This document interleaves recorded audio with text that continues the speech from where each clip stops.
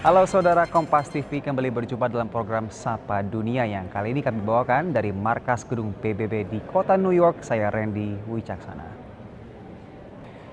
Saudara, akhir pekan ini Indonesia mendapatkan gilirannya untuk berbicara di mimbar sesi debat umum Majelis Umum PBB. Menlu Retno Marsudi banyak menyorot isu Palestina dalam pidatonya. Sesi debat umum di sidang Majelis Umum PBB berlangsung dari 24 hingga 30 September. Indonesia kembali diwakili Menlu RI Retno Marsudi yang mendapat giliran bicara pada hari Sabtu waktu New York. Selama sepekan, Retno menghadiri 23 pertemuan besar dan 86 pertemuan bilateral. Isu Palestina dan meluasnya perang ke Lebanon menjadi topik diplomasi utama Menlu Retno. Dalam pidato di sesi debat umum, Retno turut merespon pernyataan Perdana Menteri Israel Benyamin Netanyahu perihal perdamaian. As long as Hezbollah chooses the path of war, Israel has no choice and Israel has every right to remove this threat and return our citizens to their homes safely. Israel seeks peace. Israel yearns for peace. How are we supposed to believe that statement? Yesterday, while he was here, Israel conducted unprecedented massive air attack on Beirut.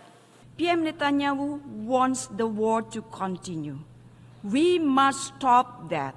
I repeat, we must stop that.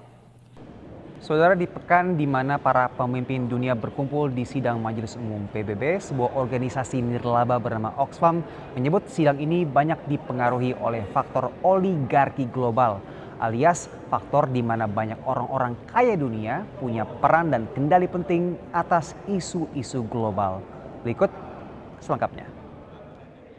Sidang Majelis Umum Perserikatan Bangsa-Bangsa bertujuan menyediakan wadah yang setara bagi para pemimpin negara untuk membahas isu-isu dunia yang paling mendesak, seperti kemiskinan dan perubahan iklim. Namun sebuah laporan dari lembaga amal Oxfam mengatakan bahwa pertemuan tahunan ini dibayangi oleh apa yang disebutnya sebagai oligarki global, yang dikendalikan oleh perusahaan-perusahaan besar dan super kaya. They're shaping the rules in their favor. And they're doing so at the expense of ordinary people, and that in turn is fueling inequality within and between countries. Analisa Oxfam mengungkap bahwa kita hidup di era ketidaksetaraan global yang ekstrim, di mana 1% orang terkaya di dunia memiliki lebih banyak harta daripada 95% seluruh umat manusia. We live in a world in which mega corporations, so many of them are paying next to or little to no tax, basically. Brasil, yang saat ini menjabat sebagai ketua G20, ingin memberlakukan pajak minimum 2% bagi para miliarder terkaya di dunia, yang diklaim dapat mengumpulkan hingga 250 miliar dolar.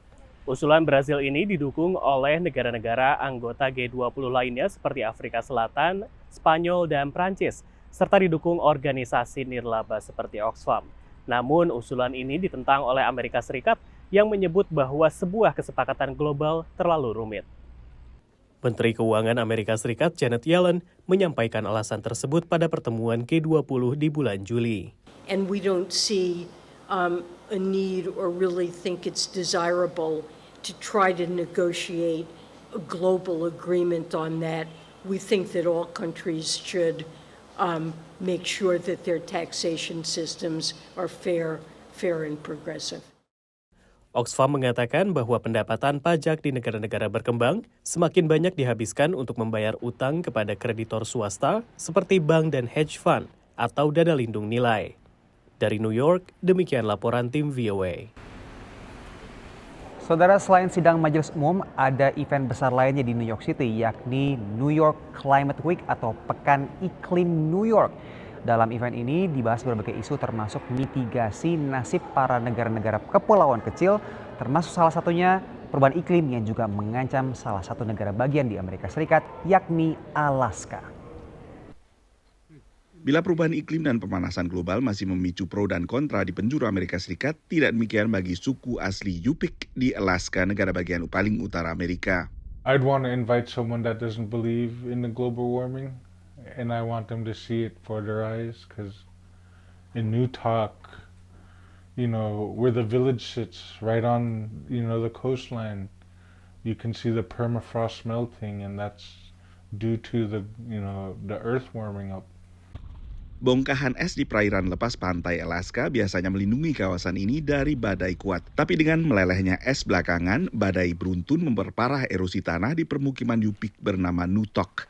Menurut pantauan kantor akuntabilitas pemerintah, sebuah lembaga di bawah Kongres, sejak 1954 komunitas di Nutok telah kehilangan 1 kilometer lebih tanah akibat erosi. Sebagian besar dari sekitar 450 warga Nutok direlokasi ke kota baru, Mertarvik, hampir 15 km di selatan Nutok. I do miss how everyone used to be like together. Now that we're relocated here in Mertarvik, I just feel like the community is not how it used to be. Puluhan warga yang masih bertahan di Nutok rencananya akan pindah pada akhir tahun karena toko dan sekolah telah pindah ke kota baru dan listrik di Nutok pun terancam putus. Demikian laporan tim VOA. Saudara, bagi Anda yang hobinya adalah lari dan ingin mengikuti program maraton Berlin Marathon, tahukah Anda ada jalur charity alias jalur amal? Apakah jalur amal ini? Berikut beritanya.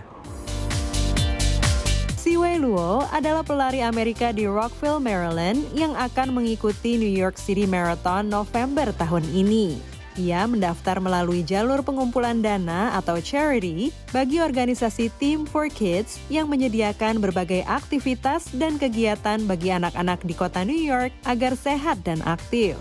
Because New York City is my second hometown, I came to United States when I was 17.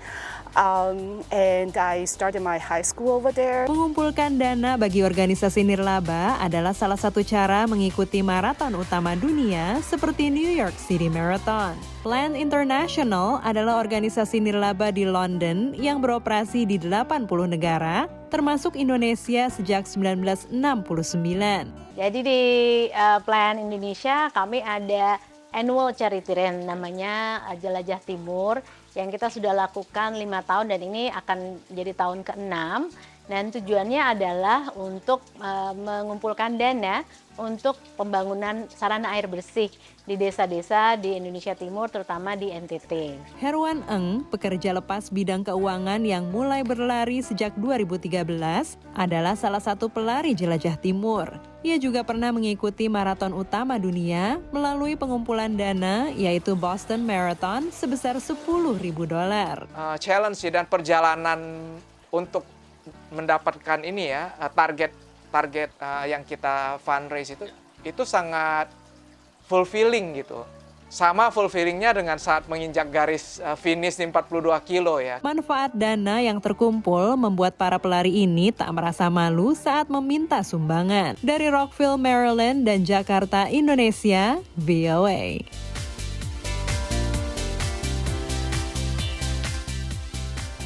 Dan demikian program Sapa Dunia kali ini. Kita berjumpa pekan depan di waktu yang sama. Saya Ridho Caksana, pamit undur diri. Sampai jumpa.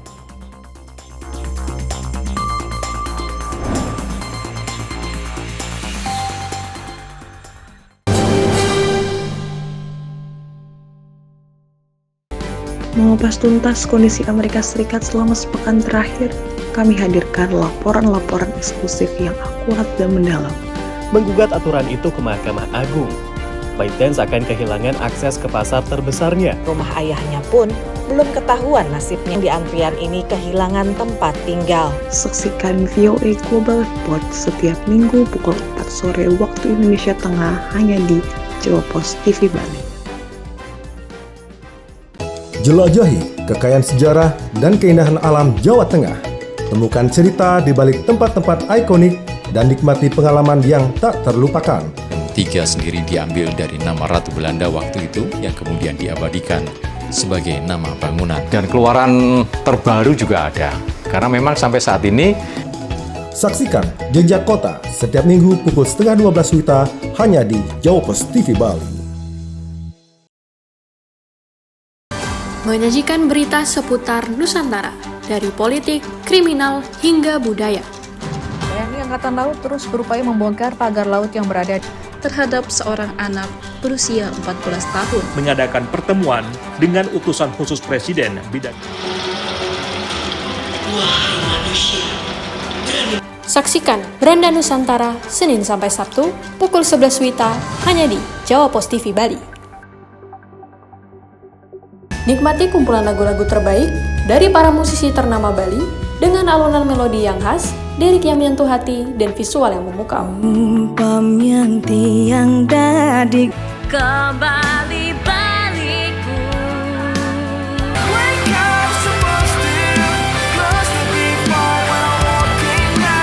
Saksikan update Gita-Gita Senin sampai Jumat pukul 11:30 WITA hanya di Jawa Pos TV Bali. Ikuti berita terkini dari Amerika Serikat dan dapatkan informasi terbaru tentang kejadian yang sedang hangat dibicarakan. Nat akhirnya tak menyertakan larangan Trump. Sebagian imigran tak bersurat berhasil mendapatkan legalitas. Tapi bagaimana dengan sapi laut? Ada setidaknya 3 isu utama yang mereka suarakan. Pertama, saksikan update terkini Senin sampai Jumat pukul 4 sore waktu Indonesia Tengah hanya di Jawa Pos TV Bali.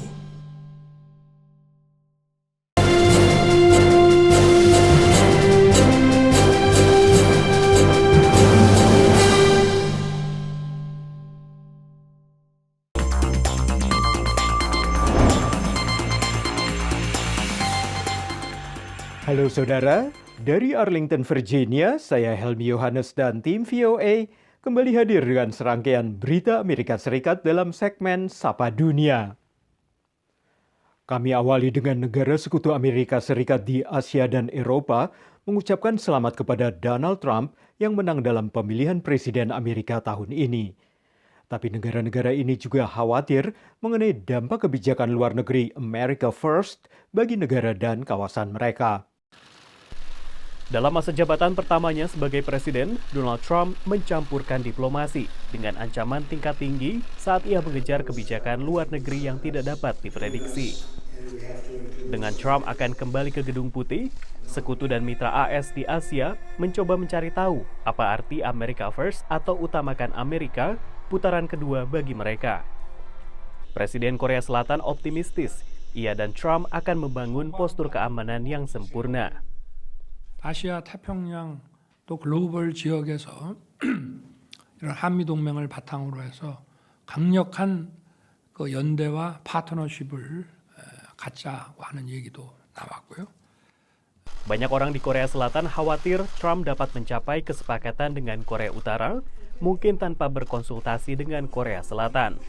Trump juga terus mendorong Korea Selatan untuk membayar lebih banyak untuk penempatan pasukan Amerika di sana. Membuat banyak orang mempertanyakan berapa besar komitmen Washington terhadap pertahanan Korea Selatan.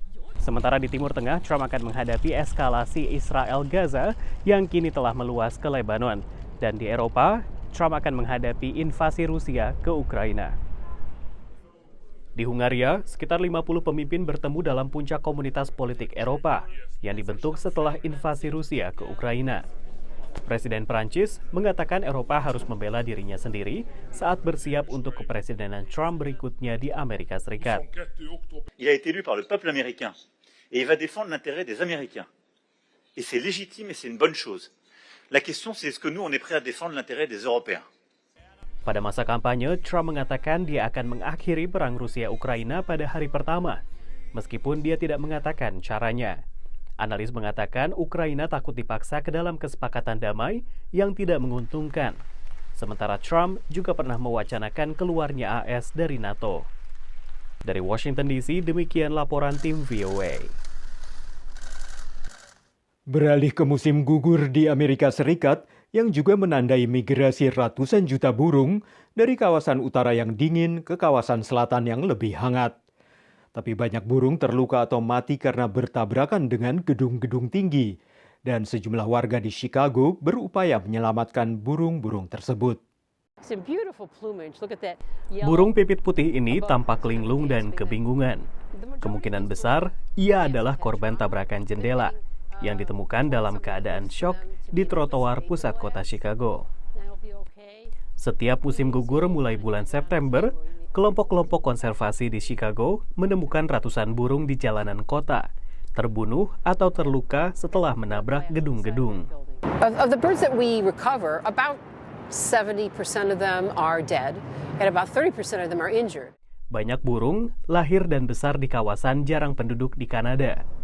Mereka tidak terbiasa melihat gedung seperti di Chicago, apalagi menghindarinya ketika terbang.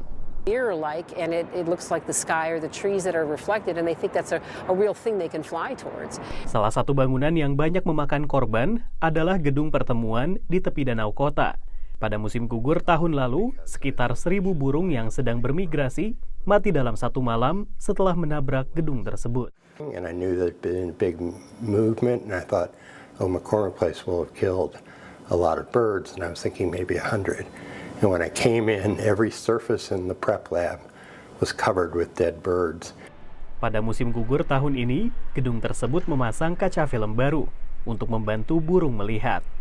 We don't have a lot of data, it just has started this fall, but at this point it looks like it's made a huge difference.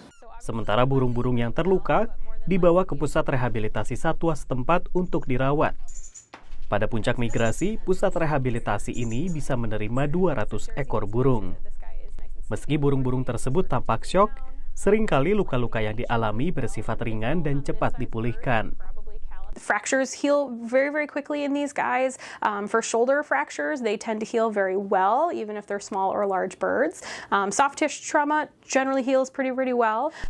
Berkat kerja keras para sukarelawan yang menyisir jalanan, pemilik gedung yang merenovasi bangunan, dan keterampilan staf dokter hewan, banyak burung yang dapat kesempatan kedua untuk melanjutkan migrasinya. Dari Chicago, Illinois, demikian laporan tim VOA. Kini kita tengok Morina Amalia, warga diaspora Indonesia yang mendirikan sanggar tari Spotlight Academy untuk melatih tari tradisional Indonesia kepada anak-anak dan remaja diaspora Indonesia. Misinya adalah memperkenalkan Indonesia melalui beragam tari, dan belum lama ini mereka tampil membawakan tari Kalimantan di negara bagian Virginia. Kayak model jaipong. Kita agak susah bilang ke anak-anak yang centil ya, karena to translate that to English, there is no such word centil gitu kan. Bahasa mungkin menjadi salah satu kendala mengajarkan tarian tradisional Indonesia kepada anak-anak generasi kedua diaspora Indonesia di Amerika. Tapi ini tak menyurutkan niat Morina Amalia untuk memperkenalkan Indonesia kepada mereka. Karena saya tuh lebih kalau ngajarin nari nggak cuma asal apal gitu loh. Saya pengen mereka juga belajar sejarah di balik tarian itu. Setiap daerah itu kan mereka punya technical tari itu beda-beda. Kayak tangannya, gestur badannya, ekspresi mukanya, itu semua tuh beda-beda. Jadi itu juga kita ajarin. Jadi ini tarian ini menceritakan tentang apa gitu loh. Morin merintis Spotlight Studio tahun 2014 yang mengajarkan Zumba dan tari tradisional Indonesia.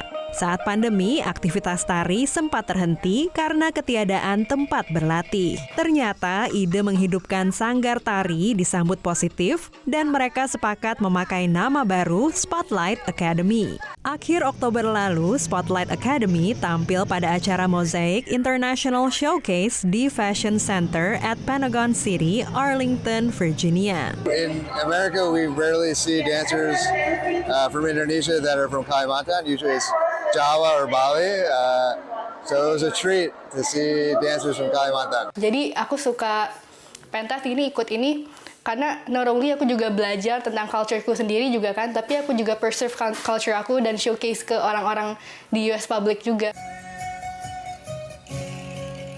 Dari Silver Spring, Maryland dan Arlington, Virginia, VOA.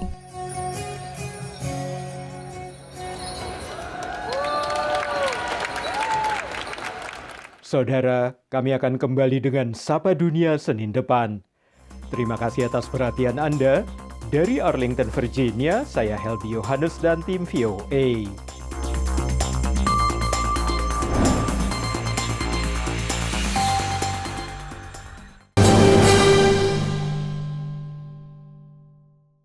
Ikuti berita terkini dari Amerika Serikat dan dapatkan informasi terbaru tentang kejadian yang sedang hangat dibicarakan. Senat akhirnya tak menyertakan larangan Trump. Sebagian imigran tak bersurat berhasil mendapatkan legalitas. Tapi bagaimana dengan sapi laut? Ada setidaknya 3 isu utama yang mereka suarakan.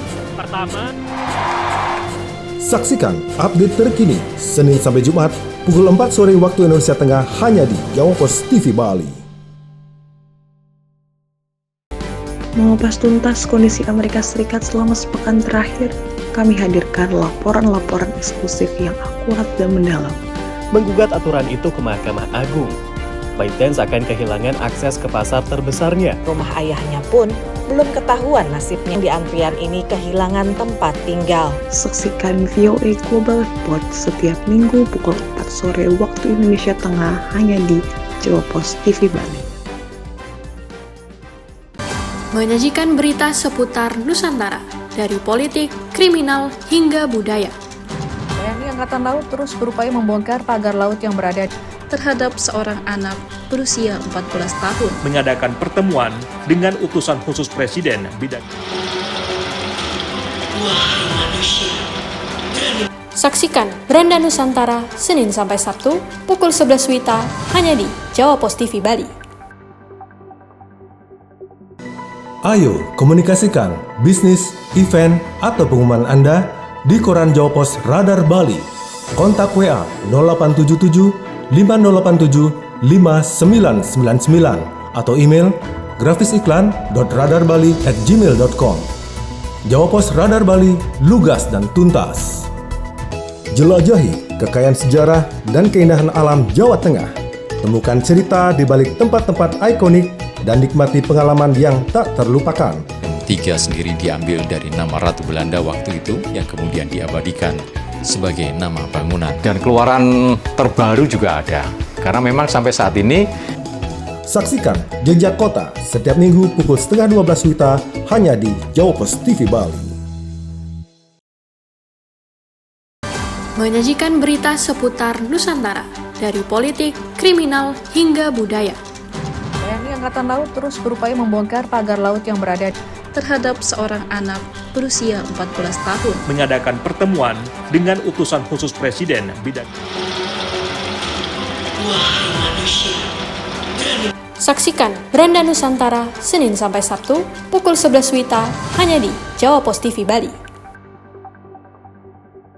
Nikmati kumpulan lagu-lagu terbaik dari para musisi ternama Bali dengan alunan melodi yang khas, lirik yang menyentuh hati, dan visual yang memukau. Umpam yang tiang dadi Kembali baliku.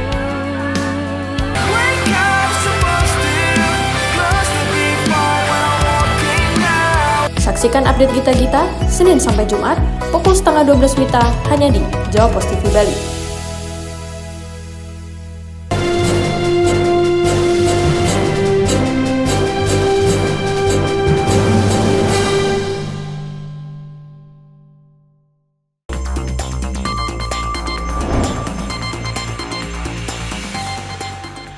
Halo saudara, dari Arlington, Virginia, saya Helmi Yohanes dan tim VOA kembali hadir dengan serangkaian berita Amerika Serikat dalam segmen Sapa Dunia. Kami awali dengan reaksi beberapa warga diaspora Indonesia di Amerika Serikat atas pemerintahan baru di tanah air dengan dilantiknya Prabowo Subianto sebagai Presiden Republik Indonesia dan Gibran Rakabuming Raka sebagai Wakil Presiden Republik Indonesia untuk periode 2024 hingga 2029.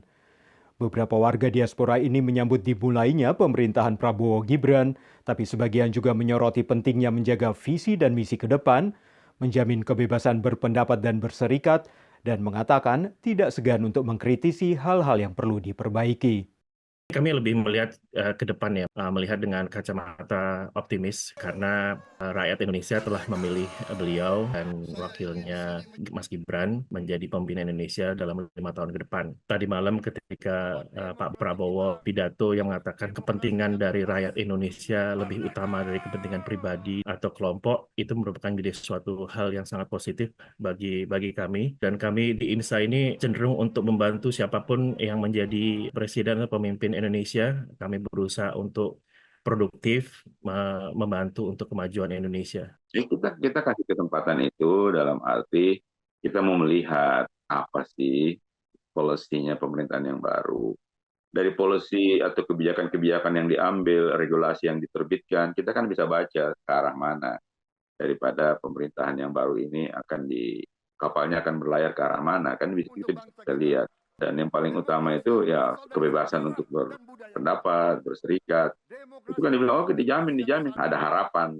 Walaupun belum menjadi suatu kenyataan, tapi kan ada harapan. Kalau Prabowo bisa smooth sailing, ya kita lihat sebagai diaspora atau orang-orang yang tidak di dalam kapasitas sebagai penyeimbang gitu ya, kita mau mengkritisi apa-apa saja yang perlu diperbaiki. Kami percaya itu, tapi Pak Prabowo ini memang mempunyai jiwa Jawa, terus jiwa korsanya itu selalu ada. Jadi rasa balas budi beliau itu sangat tinggi sekali untuk hal seperti itu. Yang kami harapkan di belakang Pak Prabowo, penasihat-penasihatnya, Pak Hasim, Sudrajat Jiwandono, itu juga masih mampu untuk menjaga visi dan misi yang ada ke depan yang bisa terus dijalankan dan konsisten untuk hal seperti itu.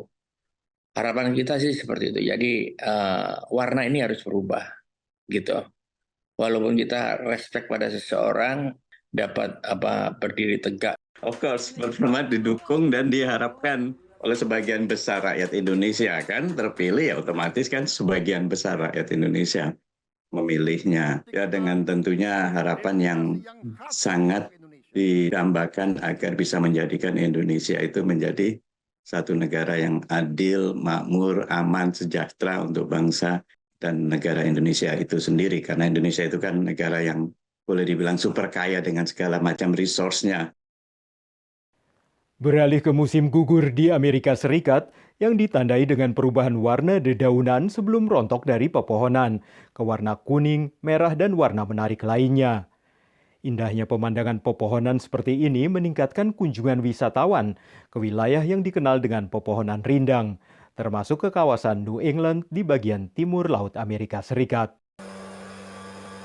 Musim panas telah beralih ke musim gugur di Amerika Serikat. Saatnya pepohonan menggugurkan daunnya guna menghemat energi sebelum musim dingin. Basically from late September in those highest elevations, you'll start seeing some good fall color popping off, all the way to maybe the second week of November at these lower elevations. Di pantai timur Amerika Serikat, daerah yang paling dikenal dengan keindahan musim gugur adalah kawasan New England, mencakup negara bagian Connecticut, Maine, Massachusetts, New Hampshire, Rhode Island, dan Vermont. Kawasan ini kedatangan banyak turis dari negara bagian lain. I'm on a bus trip from Indiana, Fort Wayne, Indiana, with my sisters actually, and we came out to the Northeast to see the beautiful foliage and the colorful leaves. We enjoy that. We've come out here before and went up into the mountains and stuff like that and watched it when it had good color. It is beautiful. We don't have that in Iowa. Warga lokal juga bersyukur atas dampak ekonomi datangnya begitu banyak turis. I grew up here, so I think it loses its luster a little bit. But don't get me wrong, there's definitely those moments when it will happen in the next couple of weeks where I'll be driving somewhere around the Lakes region and all of a sudden you're like, you know what? There's a reason why people come here and there's a reason I live here. It really is quite beautiful. Di Vermont saja, wisata melihat daun musim gugur diperkirakan pejabat lokal mendatangkan pemasukan $600 juta setiap tahunnya, sekitar 20% pemasukan dari sektor wisata. Demikian laporan tim VOA. Kini kita tengok In-Place Design, firma arsitektur di Baltimore, Maryland, yang salah satu direkturnya adalah warga diaspora Indonesia. Perusahaan yang memiliki visi menjadikan dunia tempat yang lebih baik ini terus membangun jejaring dan mengikuti tren, sehingga bisa bertahan bahkan pada masa pandemi COVID. Visinya simple sebetulnya. Make a world as a better place. Intinya melihat satu desain itu tidak hanya dalam satu sudut. Dari segi arsitektur, dari segi interior, dari segi landscape, lighting, kemudian juga wayfinding, graphic. One of the reasons I named it In-Place Design is because we're all about placemaking. Because the buildings in a lot of ways are backdrops. But we look at what's happening in the space that people are actually participating in that, location, how that, how the sidewalk is, the landscape, the signage, all those components make a good project. And skill sets that they offer makes them valuable to us. On the micro level, I can call them, I can say, hey, we've got a potential vacancy at one of our centers. And then they could create quickly a really thoughtful, well-designed concept idea and help to bring in and get somebody who may be interested in potential space. Dan kita juga klien-klien kita itu tidak hanya dari developer yang lebih komersial ya. Ada non-profit juga yang kita kerjakan sekarang ini, ada komunitas Muslim Indonesia di Houston yang sekarang kita lagi bantu untuk desain masjidnya. Jadi sebetulnya dalam menjalankan company design seperti ini, apa sih kuncinya agar bisa bertahan?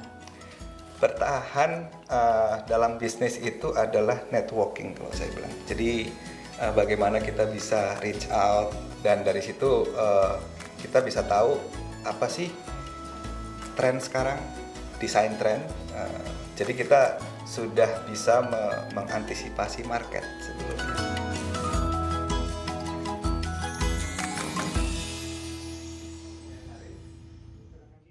Saudara, kami akan kembali dengan Sapa Dunia Senin depan. Terima kasih atas perhatian Anda. Dari Arlington, Virginia, saya Helmi Yohanes dan tim VOA.